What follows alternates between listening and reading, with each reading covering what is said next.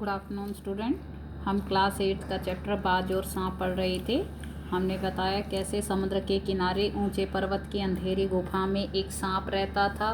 वो पूरा दिन पर्वत की चट्टानों से टकराती लहरों को देखता रहता था। घाटियों में जो नदी बहती थी, रास्तों पर जो पत्थरों को तोड़ती जाती थी, उन सब का जो है सांप समुद्र का मिलाप उनसे सभी कुछ होते हुए वहाँ देखता रहता था।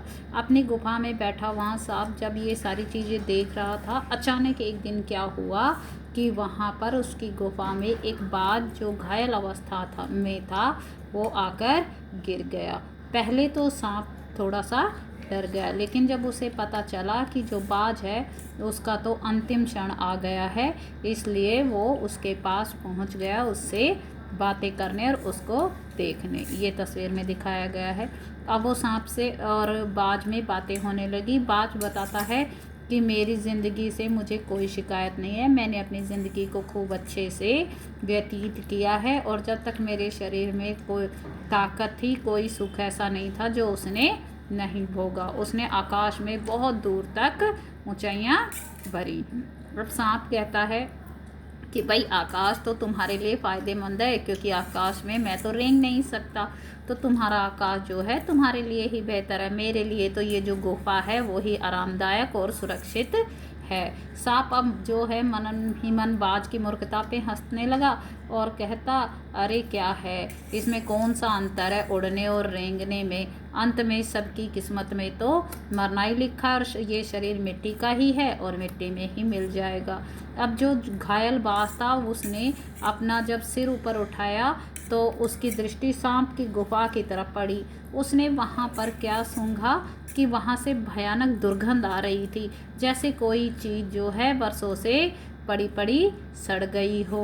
बाज के मुंह से अब एक बड़ी जोर की करुणा की चीख पूछी। उसने कहा, काश मैं एक बार आकाश में उड़ पाता। बाज की ऐसी करुणा की चीख सुनकर सांप कुछ सिटपिटा सा गया बेचारा। एक क्षण के लिए उसने के मन में भी उस आकाश के प्रति इच्छा पैदा हो गई, जिसके वियोग में जो है बाज व्याकुल होकर छटपटा रहा था। फिर उसने बाज से कहा, यदि तुम्हें आज़ादी इतनी प्यारी है तो तुम एक काम क्यों नहीं करते, चट्टान के किनारे के ऊपर जाओ और वहाँ से उड़ने की कोशिश करो। हो सकता है तुम्हारे पैरों में इतनी हिम्मत बची हो कि तुम आकाश में उड़ सको। कोशिश करने में क्या हर्ज है। बाज को जो है सांप की बात सुनकर एक थोड़ी सी आशा जाग गई और वो दुगने उत्साह से अपने घायल शरीर को घसटता हुआ चट्टान के पास गया और आकाश को देखकर उसकी आंखें चमकी। उसने सांस ली और अपने पंख फैलाकर हवा में कूद पड़ा, किंतु उसके टूटे हुए पंखों में इतनी ताकत ही नहीं थी उसके शरीर का बोझ संभाल सके। वो पत्थर पर उसका शरीर लुढ़कता हुआ नदी में जा गिरा और एक लहर ने उसके पंखों पर जमे खून को धोया और शरीर को सफ़ेद फेन से ढक दिया। फिर वो अपनी गोद में समेटकर उसे अपने साथ सागर की ओर ले चले। अब जो लहरें थी चट्टानों पर सिर धुनने लगी, यानी शोक मनाने लगी बाज की मृत्यु पर, जैसे वो आंसू बहा रही हो। धीरे धीरे समुद्र के असीम विस्तार में बाज आंखों से ओझल हो गया, गायब हो गया। चट्टान की खोखल में बैठा हुआ सांप बड़ी देर तक बाज की मृत्यु और आकाश के लिए उसके प्रेम के विषय में सोचता रहा। अब सांप ने क्या किया, जो सांप है अपनी जो चट्टान की खोखल है गुफा उसमें बैठा हुआ बाज की मौत और आकाश के लिए उसके प्यार के बारे में सोचता रहा। आकाश की असीम शून्यता यानी खालीपन जो है, असीम यानी अपार खालीपन में क्या ऐसा आकर्षण छिपा है जिसके लिए बाज ने अपने प्राण गंवा दी। अब सांप क्या सोच रहा है कि आकाश में अपार खालीपन में ऐसा क्या आकर्षण है, यानी लगाव है, जिसके लिए बाज ने अपने प्राण भी गंवा दिए, प्राण गंवा बैठा हुआ है। वह खुद तो मर गया लेकिन मेरे दिल का चैन अपने साथ ले गया। न जाने आकाश में क्या खजाना रखा। एक बार तो मैं भी वहां जाकर उसके रहस्य का पता लगाऊंगा, चाहे कुछ देर के लिए ही हो, कम से कम उस आकाश का स्वाद तो चख लूँगा। अब सांप क्या सोचता है, अरे बाज खुद तो मर गया लेकिन मेरे दिल में एक बेचैनी सी दे गया। पता नहीं आकाश में कौन सा खजाना है। मैं भी एक बार वहां जाकर इस राज का पता लगाना चाहता हूँ, कम से कम वहां आकाश का स्वाद तो चखूँ।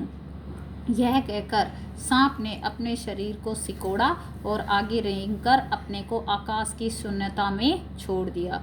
धूप में क्षण भर के लिए सांप का शरीर बिजली की लकीर सा चमक गया। इस बात को कहकर सांप ने अपना जो शरीर है उसको इकट्ठा किया और आगे रेंगकर जो आकाश का खालीपन है उसमें छोड़ दिया।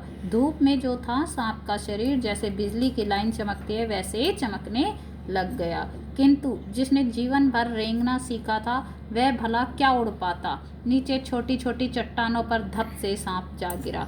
ईश्वर की कृपा से बेचारा बच गया, नहीं तो मरने में क्या कसर बाकी रह गई थी। सांप हंसते हुए कहने लगा। अब जैसे ही उसने अपने शरीर को सिकोड़ा और आकाश में खालीपन में छोड़ दिया तो वो क्या हो गया, नीचे जाकर छोटी चट्टानों पर धप से जाकर गिर गया। किंतु जिसने जीवन भर रेंगा है वो कैसे उड़ पाता, क्योंकि जो रेंग सकते हैं जिनके पंख नहीं होते वो कैसे उड़ेंगे। लेकिन भगवान की दया से वो बच तो गया, लेकिन मरने में कोई कसर भी बाकी नहीं थी। सांप हंसते हुए खुद से कहने लगा, सो उड़ने का यही आनंद है। भर पाया मैं तो। पक्षी भी कितने मूर्ख है, धरती के सुख से अनजान रहकर आकाश की ऊंचाइयों को नापना चाहते थे। किंतु अब मैंने जान लिया कि आकाश में कुछ नहीं रखा, केवल ढेर सी रोशनी के सिवा वहाँ कुछ भी नहीं। शरीर को संभालने के लिए कोई स्थान नहीं, कोई सहारा नहीं। फिर भी पक्षी किस बूते पर इतने डींगे हाँकते हैं, किस लिए धरती के प्राणियों को इतना छोटा समझते हैं। अब मैं कभी धोखा नहीं खाऊंगा। मैंने आकाश देख लिया है और खूब देख लिया। बाज तो बड़ी बड़ी बातें बनाता था, आकाश के गुण गाते थकता नहीं था। उसी की बातों में आकर मैं आकाश में कूदा था। ईश्वर भला करे मरते मरते बच गया।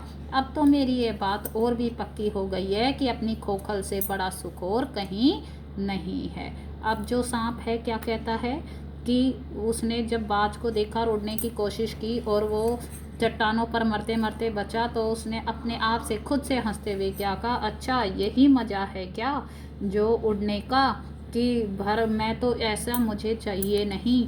मैं तो अपनी इसी गुफा में सुरक्षित हूँ। पक्षी भी कितने बेवकूफ़ हैं, धरती का सुख से तो वो बिल्कुल अनजान है। धरती का सुख उन्हें नहीं चाहिए। आकाश में क्या रखा है, बस केवल थोड़ी सी रोशनी के सिवा तो वहाँ कुछ है ही नहीं। शरीर को संभालने के लिए भी कोई जगह नहीं है, कोई सहारा भी नहीं है।